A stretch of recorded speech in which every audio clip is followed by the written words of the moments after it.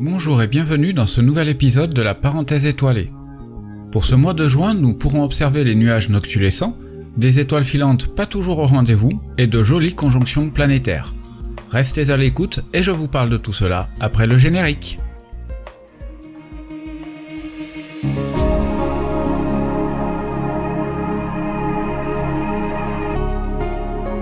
Bonjour et bienvenue dans la parenthèse étoilée, le podcast des passionnés du ciel présenté par Alain Jupin. Comme à l'accoutumée, vous retrouverez dans ce 43e épisode l'agenda céleste du mois, suivi des éphémérides planétaires et lunaires, avant de terminer par mes idées d'observation.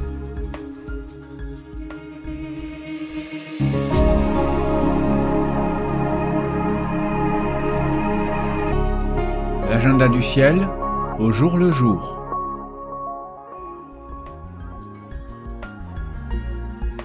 Débutons cet agenda céleste avec une très jolie configuration céleste le 1er juin au soir. En effet, le premier croissant est accompagné par la planète Mars à l'ouest et par l'étoile Régulus à l'est. Un spectacle à observer avant tout à l'œil nu, mais vous pouvez aussi utiliser des jumelles de type yeux de hibou si vous en possédez. Le 7 juin, c'est le maximum des Ariétides, l'un des essaims météoritiques diurnes le plus intense. Cette pluie d'étoiles filantes se produit lorsque la Terre passe dans une zone dense de débris interplanétaires, produisant en une moyenne de 60 étoiles filantes par heure, qui semblent provenir dans le ciel des constellations du Bélier et de Persée. Ces deux constellations étant très proches du Soleil lors du maximum, elles sont difficiles à voir à l'œil nu. Certains des météores précoces sont visibles durant les premières heures du matin, habituellement 1 à 2 heures avant l'aube. Mais les météores peuvent être également détectés autrement, notamment en utilisant des moyens radio, ce que l'on nomme la radioastronomie. Le 16 juin, c'est normalement le maximum de la pluie d'étoiles filantes des Lyrides, qui s'étend du 11 au 21 juin. Ces dernières années, son activité était quasi inexistante, et il n'est pas prévu de sursaut météoritique cette année. De surcroît, la présence de la Lune gibbeuse décroissante ne favorisera pas l'observation des éventuels météores. Le 15 juin, l'astéroïde Junon passe à près de 3 degrés au sud de l'amas globulaire M5 dans la constellation du Serpent. Le 27 juin, c'est le maximum de la pluie d'étoiles filantes des Bootides qui s'étend du 22 juin jusqu'au 2 juillet. Son activité est très variable, souvent proche de zéro, mais avec de spectaculaires sursauts comme en 1927, 1998 ou plus récemment en 2004, parfois imprévus. Pour cette année, il n'est pas prévu de sursaut, mais sait-on jamais, et le maximum se produit en période de nouvelle lune, donc d'excellentes conditions pour tenter d'en observer si sursaut il y a. Enfin, pour terminer, le mois de juin est réputé pour l'observation des nuages noctiluques, ces nuages noctulescents ou nuages polaires mésosphériques se situent dans la mésosphère, c'est-à-dire la couche de notre atmosphère, située entre 60 et 90 km d'altitude environ. Lorsque le Soleil est entre 6 et 16 degrés sous l'horizon, entre les latitudes allant de 45 à 65 degrés nord, tu pourras les observer côté horizon nord uniquement, car ils sont encore éclairés par le Soleil, alors qu'il fait déjà très sombre au sol. Ils s'observent comme des nuages formés de vastes ondulations plus claires. En photo, leur couleur bleutée est particulièrement photogénique sur fond des dernières lueurs du jour.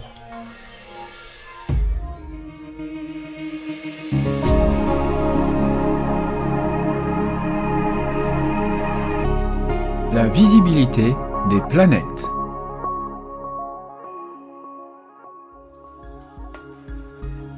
Commençons par Mercure qui sera observable à partir du 10 juin, le soir, au ras de l'horizon nord-ouest. Elle se repère aussi facilement aux jumelles et sera chaque soir un peu plus visible, offrant jusqu'à la fin du mois une belle fenêtre d'observation. Sous les tropiques, les conditions sont excellentes du fait de la perpendicularité de l'écliptique par rapport à l'horizon. Profites-en car les habitués de ces éphémérides célestes savent combien Mercure est délicate à observer. Une autre chose délicate à repérer, c'est le bouton s'abonner pour ne pas rater la sortie des prochains épisodes. Pour Vénus, elle brille superbement dans le ciel du matin, Elle atteint son élongation maximum avec le Soleil le 1er juin à presque 46 degrés. Elle profite que l'écliptique se redresse lentement de l'horizon pour se lever de plus en plus tôt durant tout le mois de juin. Sous les tropiques, les conditions d'observation sont excellentes pendant tout le mois. Tu pourras dans un instrument observer sa phase d'un quartier parfait en début de mois à une Vénus gibbeuse bien marquée à la fin du mois. S'éloignant de nous, sa taille diminue et son éclat aussi, mais cela sera peu marqué pour ce mois-ci. Pour Mars, elle est encore visible en toute première partie de nuit, mais sa période d'observation va s'effondrer autant par sa chute spectaculaire vers l'horizon, qui sera de surcroît accompagnée encore et toujours par la baisse de sa luminosité. Le 17 juin, elle sera aux côtés de la brillante étoile Régulus dans le Lion. C'est valable aussi sous les tropiques, même si sa période de repérage sera un peu plus longue du fait de la perpendicularité de l'écliptique par rapport à l'horizon. La géante gazeuse Jupiter n'est pas observable en pratique ce mois-ci, car en conjonction solaire le 24 juin. C'est valable aussi bien en Europe que sous les tropiques. Pour la planète Saturne, elle s'observe en dernière partie de nuit, elle se lève environ 4 heures avant le Soleil, alors tentez de la repérer au ras de l'horizon Est.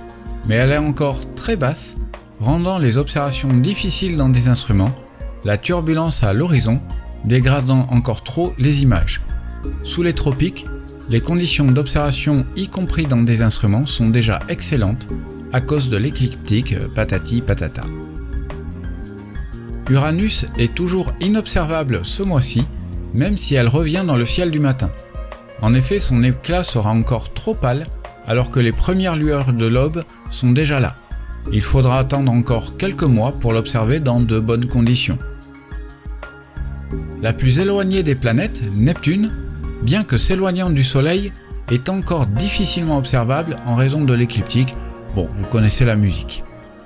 Mais sa conjonction avec Saturne en fin de mois est une belle manière de saluer son retour dans le ciel.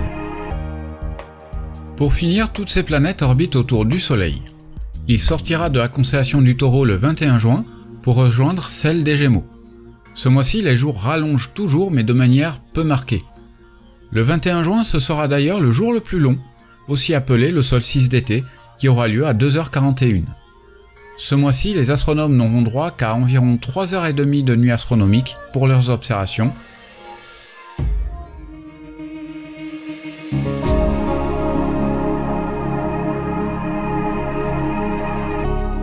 Les éphémérides lunaires.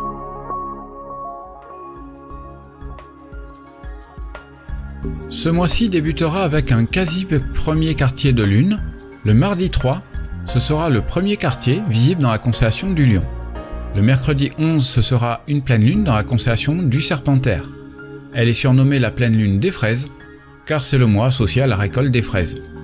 Enfin, il s'agira de la plus basse pleine lune de l'année quand elle franchira le méridien. Le dernier quartier aura lieu le mercredi 18 dans la constellation des Poissons. Et nous terminerons le mois avec une nouvelle lune le mercredi 25 juin dans la constellation des Gémeaux. Le 1er juin, Lune et Mars seront en conjonction. Le premier croissant lunaire frôlera la planète Mars d'environ 2 degrés. Ce sera observable à l'œil nu le soir, mais avec une séparation plus grande entre les deux astres, de l'ordre de 5 degrés. Ce sera aussi observable aux jumelles, même si on est un peu à la limite du champ visuel de ce type d'instrument. Le 6 juin, la grosse lune gibbeuse est en conjonction avec l'étoile Spica de la Vierge. Vous pourrez en première partie de nuit observer ce duo céleste à l'œil nu et aux jumelles, les deux astres étant séparés de moins d'1 diamètre lunaire. Les réunionnais auront même le droit à une occultation de cette brillante étoile par Sélénée. Le 10 juin, la quasi-pleine lune sera en conjonction avec l'étoile Antares dans le Scorpion. Tu pourras en seconde partie de nuit observer le lever de ce duo céleste à l'œil nu et aux jumelles. Le 19 juin, le matin, la Lune sera en conjonction avec Saturne, les deux astres étant séparés d'environ 2 degrés. Cette conjonction sera bien mieux visible que les mois derniers, car elle se fera dans un ciel encore bien sombre, et la planète Saturne sera bien visible. Ce qui sera beaucoup moins visible, c'est la planète Neptune, qui est visuellement intercalée entre la Lune et Saturne, il te faudra une paire de jumelles pour tenter de la repérer. Le 22 juin au petit matin, la Lune est en conjonction avec Vénus.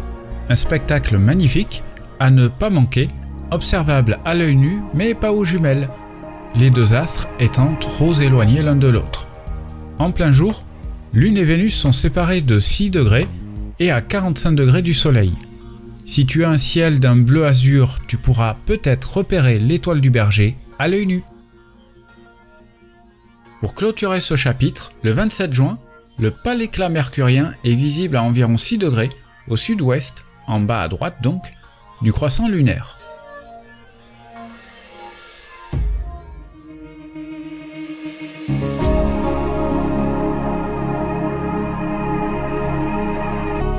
Les idées d'observation.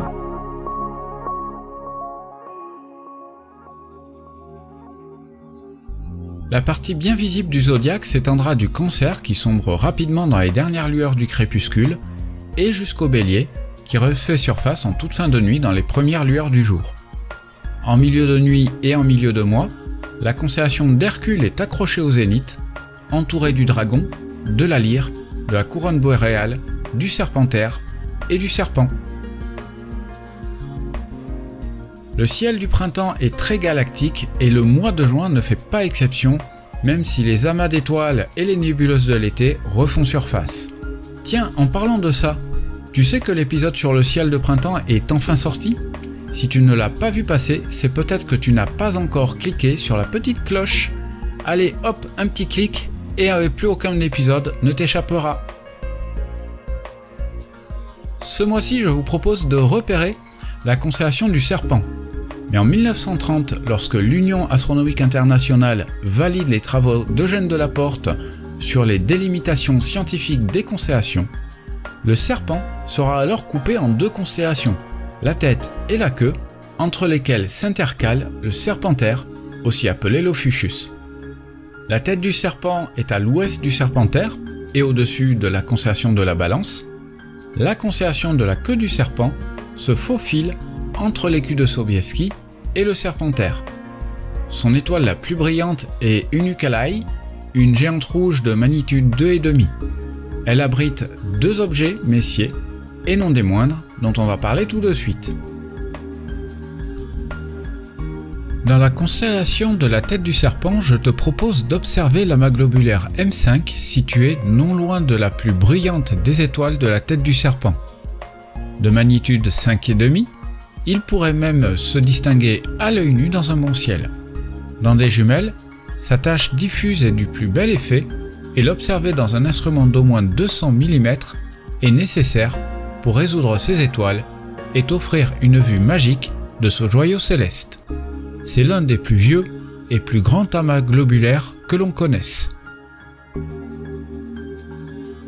Cette fois-ci, dans la constellation de la queue du Serpent, je te propose d'observer M16, un très jeune amas ouvert associé à une zone de forte concentration de gaz et de poussière interstellaire, la nébuleuse de l'Aigle, est rendue célèbre par le télescope spatial Hubble qui immortalisera les piliers de la création.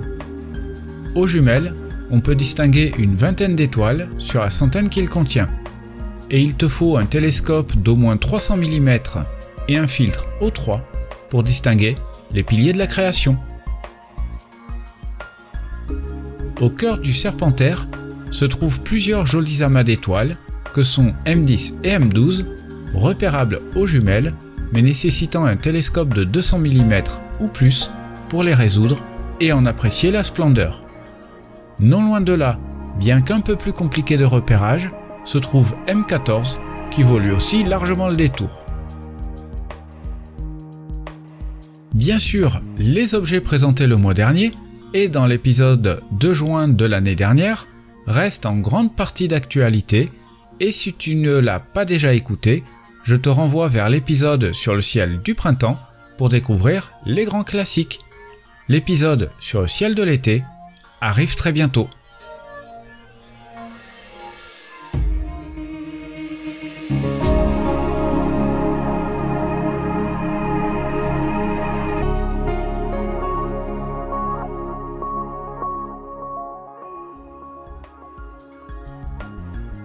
Et voilà, nous arrivons à la fin de cet épisode. Si tu l'as apprécié et que tu ne l'as pas déjà fait, n'hésite pas à t'abonner au podcast pour ne manquer aucune des prochaines sorties. Et à le partager aussi. Ce mois-ci sortira l'épisode sur le ciel d'été afin de soulager les éphémérides mensuelles à venir des classiques du ciel estival. Pour conclure, reste curieux, reste émerveillé et n'oublie pas de lever les yeux et d'admirer les étoiles, même pour quelques minutes, même à l'œil nu.